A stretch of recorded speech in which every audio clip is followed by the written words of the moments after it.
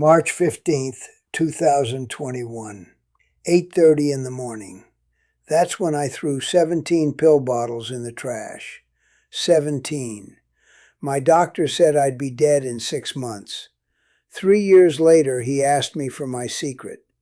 At 90 years old, I had done something that terrified every medical professional I knew. I had stopped listening to them completely.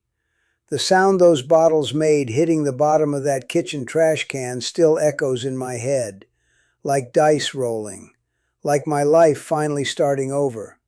My name is Henry Wallace, and for 43 years, I believed that pills were keeping me alive.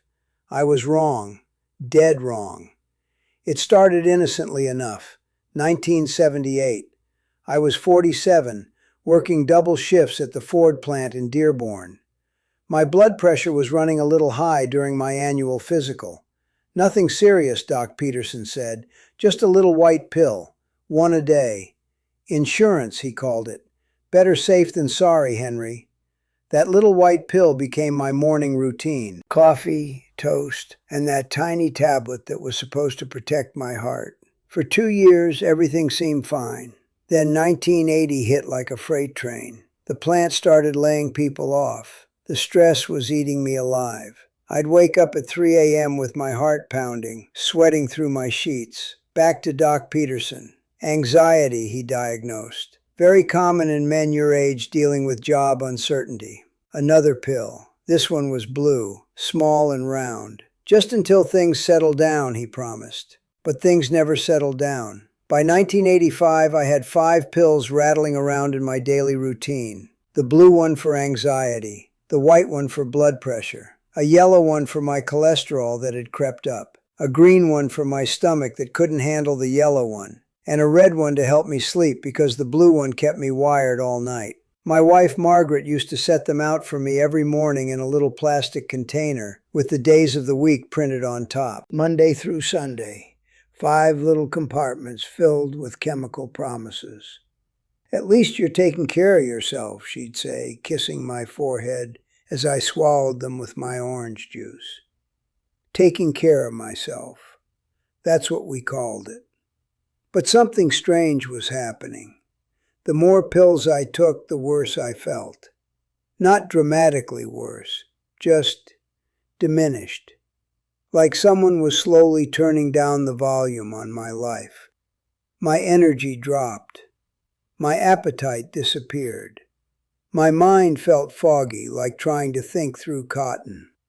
When I mentioned this to Doc Peterson during my 6-month checkup, he nodded knowingly. "That's just age, Henry. The pills are doing their job. Without them, you'd feel much worse." He prescribed another pill. This one was supposed to give me energy. By 1990, Margaret was filling 2 pill containers, morning and evening, 14 compartments total. 14 little compartments that controlled every aspect of how I felt, how I slept, how I ate, how I thought. The scary part wasn't the number of pills. The scary part was how normal it felt. Every doctor's visit brought a new symptom. Every symptom brought a new pill. My knees started aching, pill for that. My memory got fuzzy, pill for that. I couldn't concentrate at work, pill for that. My hands shook sometimes, pill to stop the shaking. But then I needed another pill because the anti-shaking pill made my mouth dry, and another one because the dry mouth pill upset my stomach. It was like a house of cards built out of chemistry. Touch one, and you need 3 more to keep everything from falling down. The doctors had a name for everything. Side effects, they called them, as if they were just minor inconveniences, instead of my actual life falling apart one symptom at a time. Most people walk away when stories get this heavy. The fact that you're still listening means something. Hit subscribe. I've got more to tell, and it gets worse before it gets better. By 1995, I was up to 11 pills. 11 different chemicals coursing through my 70-year-old body every single day. Margaret had to buy one of those weekly pill organizers from the pharmacy, the kind with 28 compartments. 4 times a day, 7 days a week. The sound of those pills rattling around in their plastic compartments became the soundtrack of our lives. Rattle, rattle, swallow. Rattle, rattle, swallow. 4 times a day, every day, for years. Margaret started joking that I was becoming more chemistry than human. But it wasn't funny when I really thought about it. I couldn't remember what I felt like without pills. Couldn't remember what my natural energy level was. Couldn't remember if I was naturally a good sleeper or a light sleeper. The pills had replaced my body's natural wisdom with artificial control, and the control was failing. I was falling asleep in my chair every afternoon. My appetite was gone completely. Some days I'd force down a bowl of soup and call it a meal. My hands trembled so badly I couldn't write checks. My mind felt like it was wrapped in fog most of the time. When I complained to my new doctor, Doc Peterson had retired, he ran blood tests. "Everything looks normal, Henry," Dr. Martinez said, flipping through my charts. "Your blood pressure is controlled. Your cholesterol is in range. Your anxiety levels are managed. The pills are doing exactly what they're supposed to do." "Then why do I feel like hell?" I asked. He adjusted his glasses and looked at my file again. 11 medications listed in neat handwriting. "At your age, Henry, feeling tired is normal. Feeling forgetful is normal. Loss of appetite is normal. The important thing is that we're preventing the big problems. Heart attack, stroke, major anxiety episodes. You should be grateful." Grateful. I was supposed to be grateful for feeling like a shadow of myself. That night, I sat at our kitchen table with Margaret, staring at those 4 rows of pills lined up for the next day. 28 little soldiers ready to march through my system. "What if I stopped taking them?" I asked her. She looked at me like I'd suggested jumping off a bridge. "Henry, you can't stop taking your medications. The doctors know what they're doing." "Do they, though? Look at me, Maggie. Really look at me.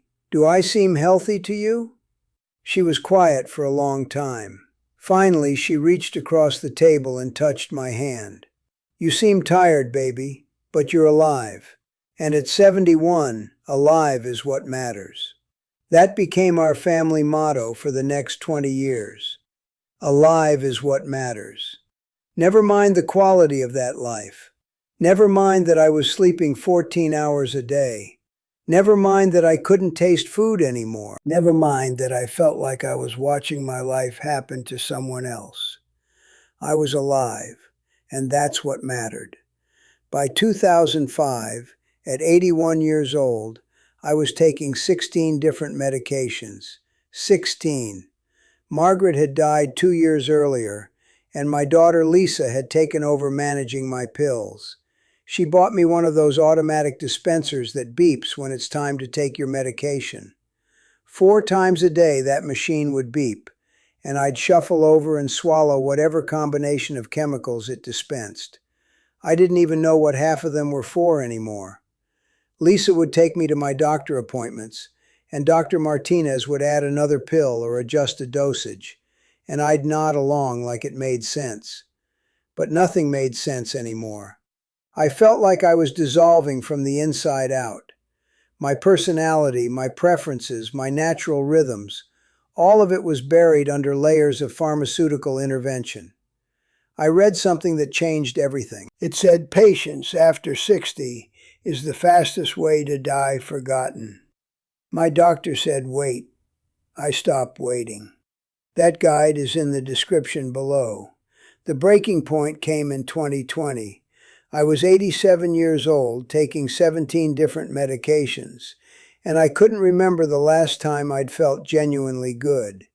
Not just not sick, but actually good, alert, energetic, interested in anything. Lisa found me one morning sitting in my kitchen, staring at the automatic pill dispenser. "Dad, you missed your morning pills," she said. "The machine's been beeping for 10 minutes. "I know," I said. "I've been listening to it." "Well, take them. Dr. Martinez said your blood pressure could spike if you missed doses." I looked at my daughter. Really looked at her. When had she gotten so worried all the time? When had fear become the driving force in our family? Lisa, what was I like before the pills? She seemed confused by the question. What do you mean? Before 1978, before Doc Peterson gave me that first little white pill. What was I like? She sat down across from me and I could see her trying to remember. You were different, more energetic. You used to work on the car in the garage for hours. You'd take me fishing every Saturday. You laughed more. What happened to that man? He got older, Dad. That's what happens. Or maybe that man got buried under 17 different chemicals. The automatic dispenser beeped again. Dad, please take your pills. Instead, I got up and unplugged the machine. The sudden silence was deafening. I want to try something, I said. For 1 week, I want to see what happens if I don't take any pills. Lisa looked terrified. Dad, you could have a heart attack. You could have a stroke. You could die. I'm already dying, sweetheart, just very, very slowly. That night I called Dr. Martinez. I want to stop all my medications. There was a long pause. Henry, that's not possible. You've been on some of these medications for decades. Your body depends on them now. Stopping suddenly could kill you.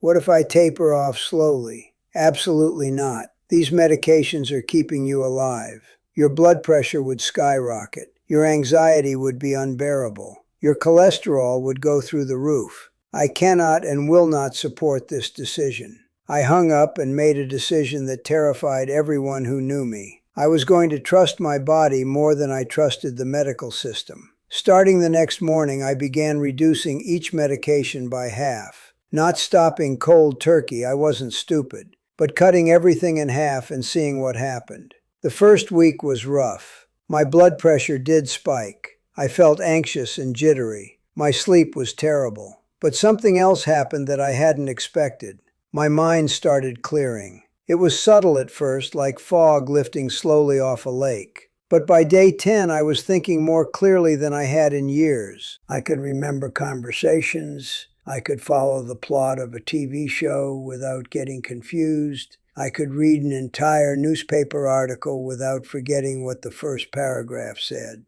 After 2 weeks, I cut the dosages in half again. Now I was taking about a quarter of my original medications. Lisa was calling me twice a day to check if I was still alive. Dr. Martinez was threatening to have me declared mentally incompetent. But I was feeling more like myself than I had in decades. My appetite came back. Real appetite, not just the mechanical eating I'd been doing for years. Food had taste again. I could tell the difference between different brands of coffee. I started waking up in the morning without needing an hour to remember where I was. After a month, I made the decision that shocked everyone. I stopped taking everything. Every single pill. All 17 medications went into the trash can on March 15th, 2021. The sound they made hitting the bottom of that plastic bag was like freedom. Dr. Martinez called it suicide. Lisa called it stubbornness. I called it the first brave thing I'd done in 43 years. The first month without any medications was like watching myself come back from the dead. My natural energy returned gradually. I started sleeping better. Not the drugged unconsciousness I'd gotten used to, but real, restorative sleep. My hands stopped shaking. My mind cleared completely. I felt like I was meeting myself for the first time in decades. Everything I learned about patience, about trust, about listening to my body instead of ignoring it, it's all in something called the 60-year rule. 9 rules that explain exactly why everything I believed was wrong after 60. It changed how I see my health, my doctors, my family, everything. Check the description. I'm 93 now. 3 years without a single medication. My blood pressure is normal. My cholesterol is fine. My anxiety is manageable because I learned to address the causes instead of masking the symptoms. I sleep well. I eat well. I think clearly. I'm more myself at 93 than I was at 73. Last month, Dr. Martinez called me. Not as my doctor, I'd fired him years ago, but as a professional who was genuinely puzzled. Henry, I've been thinking about your case. Your blood work looks better now than it did when you were on 17 medications. Your cognitive function has improved dramatically. I have to ask, what are you doing differently? I told him the truth. I stopped trusting pills more than I trust my body. I stopped accepting normal for your age as good enough. I stopped letting fear make my health decisions. There was a long pause. Then he said something that validated everything I'd been through. I think you might be onto something. I've got other patients in their 80s and 90s who are taking 15, 20 medications and feeling terrible. Maybe we need to rethink our approach. Maybe we do. The medical system wants you to believe that aging means accepting decline, that feeling tired, foggy, and weak is just part of getting older, that pills are always better than addressing root causes. I'm living proof that's not true. At 93, I have more energy than I had at 83. I'm sharper, stronger, and happier. Not because I'm special, but because I finally stopped accepting good enough and started demanding actually good. Your body has wisdom that no pill can replicate. Your natural healing mechanisms are more sophisticated than any chemistry lab. But you have to trust them. You have to give them a chance. Most importantly, you have to stop being afraid of what might happen if you listen to yourself instead of just following orders. I'm not telling you to throw your pills in the trash tomorrow. I'm telling you to ask better questions. Why am I taking this? What would happen if I didn't? Is this pill treating a symptom or solving a problem? Is feeling terrible a fair trade for preventing something that might never happen? Those are the questions that saved my life. At 90, when everyone expected me to be declining, I started getting better, and I've been getting better ever since.